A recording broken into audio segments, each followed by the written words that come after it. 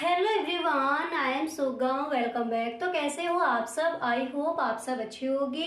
स्वागत है आप सभी का आपके अपने एसपी स्टडी यूट्यूब चैनल पर। तो गाइस, जैसा कि आपने कहा था, तो गाइस आज हम यहाँ पर देखने वाले हैं शून्य कोटि की अपक्रिया क्या है।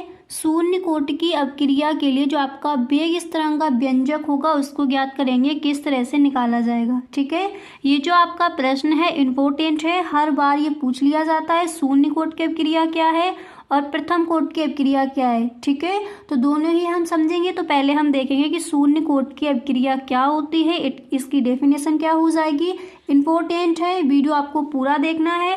और कहीं पर भी गाइस अगर आपको कोई भी चीज़ समझ नहीं आती तो please tell me in the comment box. आप हमें कमेंट बॉक्स में ज़रूर बताएं।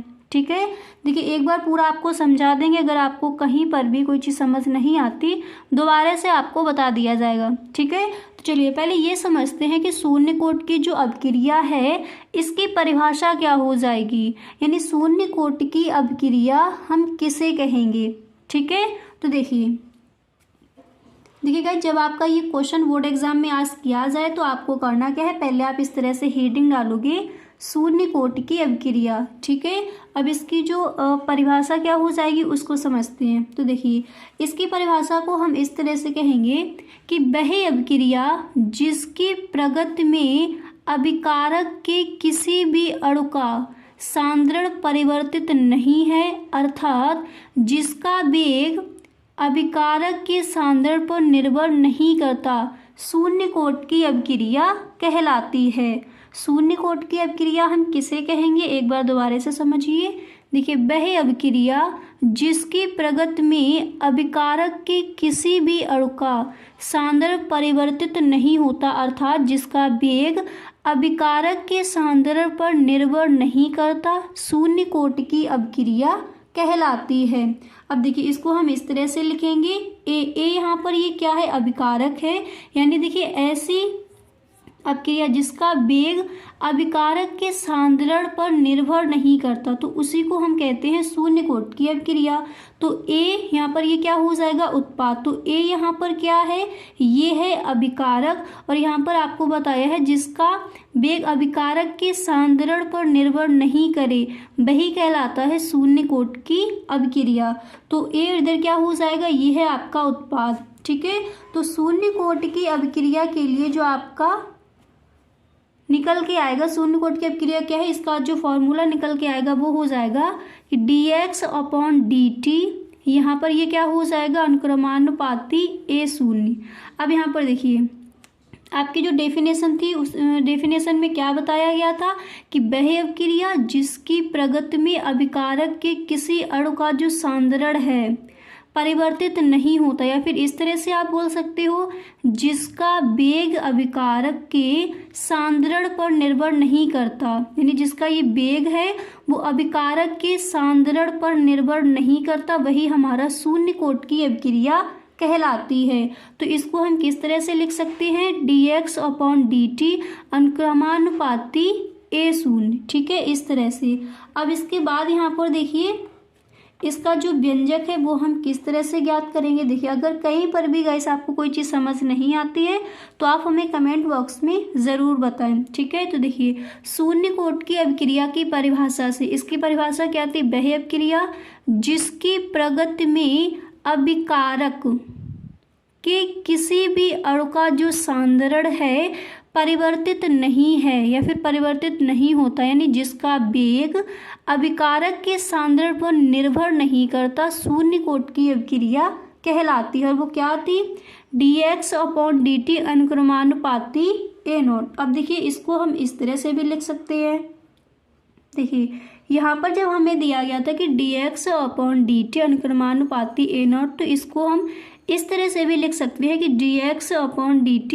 अब यहाँ पर देखिए जो अनुक्रमानुपाती का ये आपका चिन्ह हटेगा तो यहाँ पर एक के ये क्या हो जाएगा, नियतांक के रख देंगे। ठीक है, आई होप ये आपको समझ आ गया होगा। तो dx/dt अनुक्रमानुपाती ए नॉट, तो ये हो जाएगा dx/dt बराबर, यहाँ पर ये आपका ये चिन्ह हटेगा तो क्या आ जाएगा, एक नियतांक के आ जाएगा और यहाँ पर आपका इस तरह से हम लिख देंगे। अब इसके बाद हमें यहाँ पर करना क्या है, देखिए इसके बाद इसको हम इस तरह से लिख सकते हैं। जब यहाँ पर आपका ए यहाँ पर ये शून्य दिया गया तो इसका मान हो जाएगा 1, यानी जब आपका ए शून्य है तो इसका मान क्या हो जाएगा 1, और 1 को हम लिखते नहीं हैं तो dx/dt बराबर क्या हो जाएगा, k हो जाएगा। ठीक है, यहाँ तक समझ आ गया। dx/dt बराबर क्या हो जाएगा, k हो जाएगा।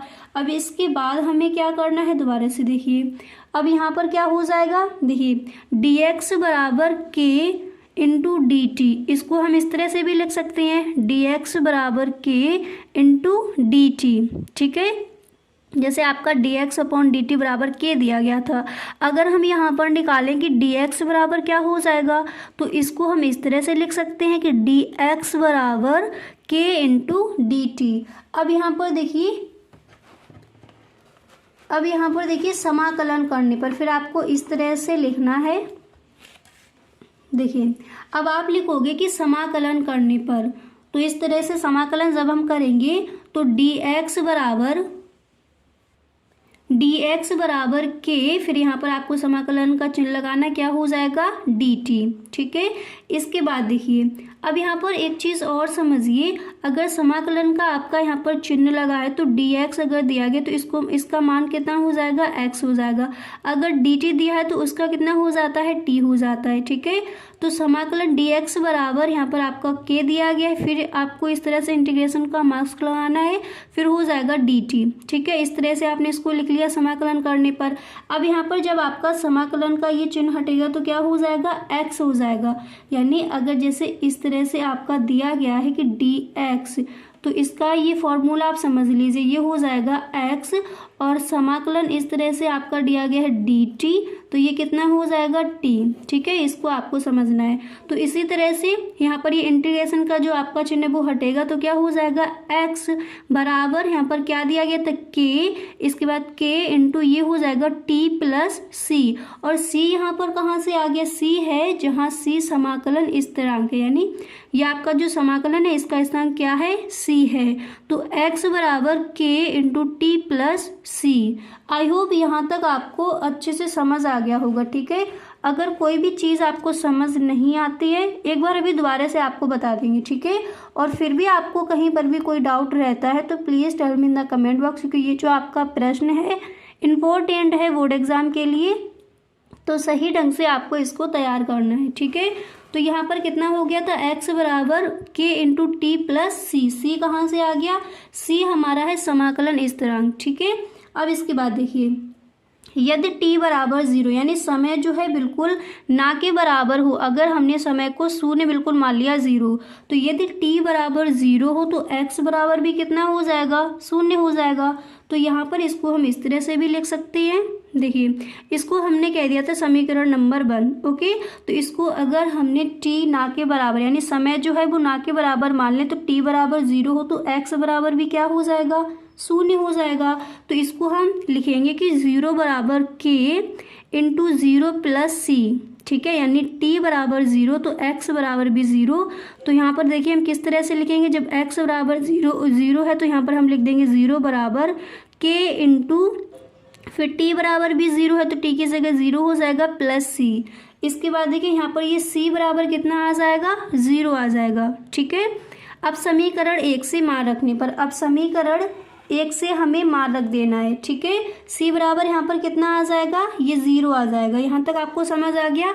अब देखिए समीकरण 1 से मान रखने पर, तो समीकरण 1 क्या दिया गया है उसको एक बार देख लीजिए, x बराबर k इंटू टी प्लस सी। तो x बराबर k इंटू टी प्लस सी, तो c की जगह c बराबर कितना आ गया था, 0 आ गया था, तो c की जगह हम क्या कर देंगे, इसको यहाँ पर 0 कर देंगे। तो x बराबर k इंटू टी प्लस यहाँ पर 0 हो जाएगा, क्योंकि ये निकल के आ गया था। तो इसको जब हम देखिए इस तरह से भी लिख सकते हैं, x बराबर k इंटू टी, क्योंकि 0 को लिखेंगे नहीं। ठीक है, तो जब हम इसको k बराबर निकालेंगे तो ये कितना हो जाएगा, देखिए ऐसे इस तरह से लिखा, जब इसको हम k बराबर निकालेंगे तो ये हो जाएगा x/t। यही आपका निकल के आ जाएगा शून्य कोटि की अपक्रिया के लिए जो आपका वेग स्थिरांक का व्यंजक है, ये आपका निकल के आ जाएगा कि k बराबर x/t।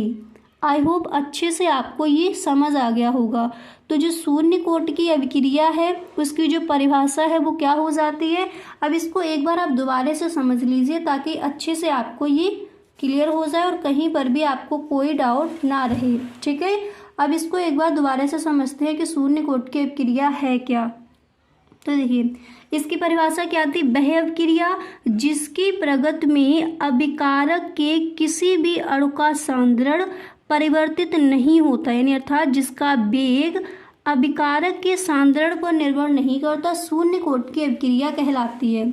ठीक है, माना कोई अभिकारक यहाँ पर ए है, इसका उत्पाद। ठीक है, तो शून्य कोटि की अभिक्रिया क्या हो जाएगी, dx/dt अनुक्रमानुपाती ए यहाँ पर शून्य। तो शून्य कोटि की अभिक्रिया की परिभाषा से हमें पता है शून्य कोटि की अभिक्रिया क्या होती है, dx/dt अनुक्रमानुपाती ए नॉट। तो dx/dt बराबर क्या हो जाएगा, यहाँ पर ये हमारा नियतांक के आ जाएगा। तो इस तरह से फिर हमें लिख देना है। ठीक है, इसके बाद यहाँ पर कितना हो जाएगा, dx/dt बराबर के, क्योंकि यहाँ पर ये ए, जब यहाँ पर ये शून्य दिया गया तो इसका मान क्या हो जाएगा, ए हो जाएगा। तो इसको हम ए को लिखेंगे नहीं, तो dx/dt बराबर के हो जाएगा। इसके बाद हमें करना क्या है, जब हम यहाँ पर dx बराबर निकालेंगे तो क्या हो जाएगा, dx बराबर k इंटू dt। अब यहाँ पर समाकलन करने पर तो इंटीग्रेशन का आपको यहाँ पर इस तरह से चिन्ह लगाना है। तो dx बराबर k, फिर यहाँ पर आपको समाकलन का चिन्ह लगाना है dt। ठीक है, तो अगर जब ये समाकलन का आपका चिन्ह हटेगा तो यहाँ पर क्या हो जाएगा, dx है तो x हो जाएगा, dt है तो यहाँ पर t रह जाएगा। तो x बराबर k इंटू टी प्लस सी, और c कहाँ से आ गया, ये समाकलन स्थिरांक है। तो यदि t बराबर शून्य, अगर हमने माना कि यदि t बराबर 0 हो जाए तो x बराबर भी क्या हो जाएगा, तो x बराबर भी शून्य हो जाएगा। तो 0 बराबर, देखिए यहाँ पर x बराबर, इसको देखिए समीकरण एक आपका दिया गया है, तो x बराबर जब 0 है तो यहाँ पर हम 0 रख देंगे, 0 k इंटू यहाँ पर t बराबर भी 0 है तो 0 प्लस c। ठीक है, तो जब हम c बराबर निकालेंगे तो क्या हो जाएगा, शून्य हो जाएगा। इसी तरह से समीकरण एक से फिर हमें क्या करना है, मान रख देना है। तो समीकरण एक हमारा क्या दिया गया था, x बराबर k इंटू टी प्लस सी। अब यहाँ पर आ जाइए, तो x बराबर k इंटू टी प्लस सी की जो आपका वैल्यू में कितना दिया गया है, 0 दिया गया है। तो x बराबर k इंटू टी प्लस 0, तो इसको हम x बराबर करेंगे तो यहाँ पर ये 0 लिखना नहीं है, तो x बराबर k इंटू टी, और k बराबर निकल के आ जाएगा x/t। ओके, तो इस तरह से आपका ये हो जाएगा शून्य कोटि की अभिक्रिया के लिए जो आपका वेग स्थिरांक का व्यंजक होगा वो आप इस तरह से निकाल सकती हो। ठीक है, तो गाइस आज हमने यहाँ पर देख लिया कि शून्य कोटि की अभिक्रिया क्या है, पूरा समझ लिया। इसी तरह से प्रथम कोटि की अभिक्रिया क्या है, उसका व्यंजक क्या हो जाएगा, उसको भी हम नेक्स्ट वीडियो में देखेंगे। तो ये आपका इम्पोर्टेंट है, इस बार पूछा जा सकता है, तो सही ढंग से इसको आपको तैयार कर लेना है। ठीक है, तो गाइस आज के लिए बस इतना ही, मिलते हैं नेक्स्ट वीडियो में। अगर सच में आपको ये वीडियो अच्छा लगा है तो आप इस वीडियो को एक लाइक ज़रूर कर दें। ओके, और यदि आप इस चैनल पर पहली बार आए हो तो इस चैनल को सब्सक्राइब कर लेना एंड बेल आइकन को भी प्रेस कर देना, ताकि वीडियो की जो भी नोटिफिकेशन हो वो सबसे पहले आपके पास पहुँचे। Okay, thank you so much.